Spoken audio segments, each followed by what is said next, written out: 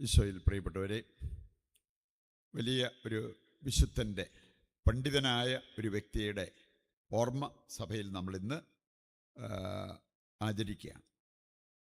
വിശുദ്ധ ബൊനവൻചർ. അദ്ദേഹത്തിൻ്റെ പേരാദ്യം അങ്ങനെയൊന്നും ആയിരുന്നില്ല. കുട്ടിയായിരുന്നപ്പോൾ അദ്ദേഹം കഠിനമായ രോഗം ബാധിച്ച് അമ്മ അദ്ദേഹത്തെ അസീസിയിലെ വിശുദ്ധ ഫ്രാൻസിസിൻ്റെ അടുത്ത് കൊണ്ടിരുന്നു. അത്ഭുതകരമായിട്ട് ആ കുട്ടി സൗഖ്യം പ്രാപിച്ചു. പിന്നീട് ഈ അമ്മയും മകനും ഈ വിശുദ്ധനെ സന്ദർശിച്ചപ്പോൾ അദ്ദേഹം ഒരു പ്രാർത്ഥനയിൽ മുഴുകിയിരിക്കുകയായിരുന്നു, സമാധിയായിരുന്നു. അങ്ങനെ പ്രാർത്ഥനയിൽ മുഴുകിയിരുന്ന വ്യക്തി വിളിച്ചു പറഞ്ഞ ഒരു കാര്യം ബോന വെന്തൂറ എന്ന് പറഞ്ഞാൽ ഉത്തമ ഭാഗ്യം.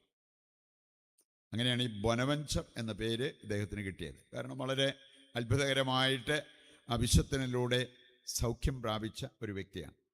പിന്നീട് അദ്ദേഹം അസീസിയിലെ വിശുദ്ധ ഫ്രാൻസിസിൻ്റെ ജീവചരിത്രം എഴുതിക്കൊണ്ടിരുന്നപ്പോൾ പുള്ളിയുടെ ക്ലാസ്മേറ്റ് എന്ന് പറയാവുന്ന മറ്റൊരു വ്യക്തിയാണ് തോമസ് അക്വിനാസ്. അദ്ദേഹം അത് കണ്ടിട്ട് വിളിച്ചു പറഞ്ഞ ഒരു കാര്യമുണ്ട്: ഒരു വിശുദ്ധൻ മറ്റൊരു വിശുദ്ധൻ്റെ ജീവചരിത്ര ഗ്രന്ഥം എഴുതുന്നു എന്ന് പറഞ്ഞാൽ, ഈ മനുഷ്യൻ ജീവിച്ചിരിക്കെ തന്നെ പലർക്കും അറിയാമായിരുന്നു ഇദ്ദേഹം എത്രമാത്രം വിശുദ്ധ ജീവിതം നയിച്ചു എന്നുള്ളത്. ഞാൻ പാണ്ഡിത്യം ഇത് കണ്ടിട്ട് തോമസ് അക്വിനാസും ജ്ഞാനത്തിൻ്റെ കാര്യത്തിൽ വലിയ പ്രഗത്ഭനായൊരു വ്യക്തിയാണ് എന്ന് നമുക്കറിയാം.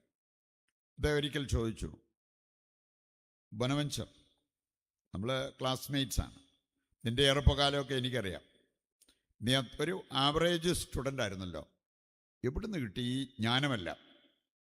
അതിന് മറുപടിയായിട്ട് അദ്ദേഹം ഒരു കൊച്ചുമുറി, നല്ല ലാളിത്യം നിറഞ്ഞു നിൽക്കുന്നൊരു മുറി, അവിടെ വെച്ചിരുന്ന ഒരു ക്രൂശിത രൂപം, ആ ക്രൂശിത രൂപത്തെ ചൂണ്ടിക്കാണിച്ച് അദ്ദേഹം പറഞ്ഞൊരു കാര്യം: എനിക്ക് എന്തെങ്കിലും അറിവുണ്ടെങ്കിൽ, ജ്ഞാനമുണ്ടെങ്കിൽ, അത് കിട്ടിയത് ഈ ക്രൂശിതനെ ധ്യാനിച്ചിരുന്നപ്പോൾ.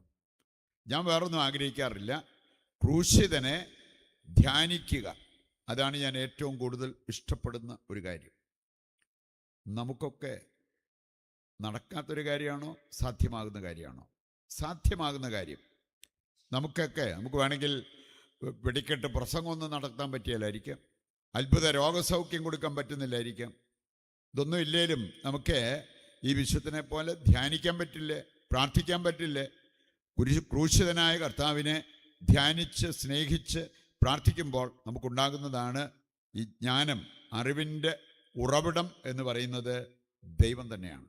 ഈ ഒരു വലിയ സന്ദേശമാണ് ഈ വിശുദ്ധൻ നമുക്ക് നൽകിയിരിക്കുന്നത്. അദ്ദേഹത്തിൻ്റെ ജീവിതത്തിലേക്ക് നോക്കിയാൽ ഒരു സ്ഥാനമാന കൊതിയോ മനുഷ്യരുടെ പ്രശംസയോ ഒന്നും ആഗ്രഹിക്കുന്നില്ല. അദ്ദേഹത്തെ എങ്ങനെയെങ്കിലും എൻ്റെ ഈ മെത്രാൻ പദവിയിൽ നിന്നൊന്ന് ഒഴിവാക്കിയേക്കാവോ എന്ന് ചോദിച്ച് അങ്ങനെ ഒരു അപേക്ഷ അയച്ചപ്പോഴേ പുള്ളിക്ക് വേറൊരു കത്ത് കിട്ടുകയാണ്: ഇതിനേക്കാൾ വലിയൊരു സ്ഥലത്തെ മെത്രാനായിട്ടും കർദിനാളായിട്ടും അദ്ദേഹം നിയമിക്കപ്പെട്ടിരിക്കുന്നു എന്ന്. അങ്ങനെ ഒരു പദവി കൊതിച്ചില്ലെങ്കിലും നോക്കിയേ, അദ്ദേഹത്തെ തേടി വന്നതുണ്ടോ? നമ്മൾ വിശുദ്ധരായി ജീവിച്ചാൽ, ദൈവത്തിന് വേണ്ടി ജീവിച്ചു കഴിഞ്ഞെന്നാൽ നമുക്ക് വേണ്ടതെല്ലാം ദൈവം നമ്മുടെ കയ്യിലേക്ക് ഇട്ടു തരും എന്നുള്ളതിന് വലിയ ഒരു തെളിവായിട്ട് ഈ വിശുദ്ധനെ നമുക്ക് എടുക്കാൻ പറ്റും. ഇന്നത്തെ ആദ്യ വായനയുടെ കാതലായൊരു സന്ദേശം: ബൗദ്ധികമായ അറിവ്, ലൗകികമായിട്ടുള്ള അഹങ്കാരം എന്ന് പറഞ്ഞാൽ ബുദ്ധി. നമ്മുടെ ബുദ്ധിയാണ് നമുക്ക് പ്രധാനപ്പെട്ടത്. ബുദ്ധി പറയുന്നതായിരിക്കും ഞാൻ സ്വീകരിക്കുക. അങ്ങനെ വേണേൽ ചിന്തിക്കാം. അതുപോലെ തന്നെ ലോകത്തിൽ കുറേ നേട്ടങ്ങളുണ്ടാക്കിയതിൻ്റെ ആ വലിയ പ്രൗഢി അസറിയായിക്ക് പറ്റിയത് എന്താണ്? ഞാൻ എൻ്റെ കഴിവ് കൊണ്ട്, എൻ്റെ ജ്ഞാനം കൊണ്ട് ഇതെല്ലാം നടന്നൊരു ഈച്ച പോലും എനിക്കെതിരെ അനങ്ങിയിട്ടില്ല, അങ്ങനെയൊക്കെയുള്ള വീമ്പടിച്ചു. ഇനി അതുമൂലം അവർക്ക് വന്ന നാശത്തെക്കുറിച്ച് ഇന്നത്തെ ആദ്യ വായനയിൽ നമ്മൾ കേട്ട ഒരു കാര്യമാണ്. സുവിശേഷഭാഗം നമ്മളെ ഓർമ്മിപ്പിക്കുകയാണ്: ഈ രഹസ്യങ്ങൾ വെളിപ്പെടുത്തി കൊടുക്കുന്നത്, ദൈവത്തെ അറിയാൻ പറ്റുന്നത് ശിശുക്കൾക്ക്. ഈ ശിശുക്കളെക്കുറിച്ച് ചിന്തിക്കുമ്പോൾ നേരെ വിപരീതമാണ്. നമ്മൾ കണ്ടു, ഈ ലൗകികമായിട്ടുള്ള പ്രൗഢിയും ബൗദ്ധികമായിട്ടുള്ള അറിവ്. അതിൻ്റെ നേരെ വിപരീതമായിട്ട് നമുക്ക് കാണാൻ സാധിക്കും. ഇവിടെ നമ്മൾ കാണുന്നത് എളിമ, നിഷ്കളങ്കത. ഒരു കുഞ്ഞിനെ സംബന്ധിച്ചിടത്തോളം നമ്മൾ അവരിൽ കണ്ടെത്തുന്ന, ഇഷ്ടപ്പെടുന്ന രണ്ട് കാര്യങ്ങളാണ് എളിമയും നിഷ്കളങ്കതയും. ഇതുണ്ടോ, ദൈവിക രഹസ്യങ്ങൾ നിനക്ക് വെളിപ്പെട്ട് കിട്ടും. അതാണ് കർത്താവ് സന്ദേശമായിട്ട് നമുക്ക് ഇന്നത്തെ സുവിശേഷ ഭാഗത്ത് നൽകുന്നത്. നമുക്കറിയാമല്ലോ, കർത്താവിൻ്റെ വചനം കൃത്യമായിട്ട് നമ്മെ ഓർമ്മിപ്പിക്കുന്ന ഒരു കാര്യമാണ്. നിനക്ക് അഹങ്കരിക്കാൻ എന്തുണ്ട്? അതാ പ്രഭാഷകൻ 10:7 മുതൽ 17 വരെയുള്ള വചനം വായിച്ചാൽ അവിടെ ഈ അഹങ്കാരവുമായി ബന്ധപ്പെട്ട ഒരുപാട് കാര്യങ്ങൾ അവിടെ പഠിപ്പിച്ചിരിക്കുന്നത് കാണാൻ പറ്റും. പൊടിയും ചാരവുമായ മനുഷ്യ, നിനക്ക് അഹങ്കരിക്കാൻ എന്തുണ്ട്? നമുക്ക് എന്നാ കഴിവുണ്ടേലും, എത്ര സമ്പത്തുണ്ടേലും, എത്ര സാമർഥ്യം ഉണ്ടെന്ന് പറഞ്ഞാലും മരിച്ചാൽ തീർന്നു. അതെല്ലാം അവിടെ കൊണ്ട് തീരും. മരണാനന്തരം കൂടെ കൊണ്ടുപോകാൻ പറ്റുന്നത് വല്ല സൽപ്പേരൊക്കെ ഉണ്ടാക്കിയിട്ടുണ്ടെങ്കിൽ അത് വരും.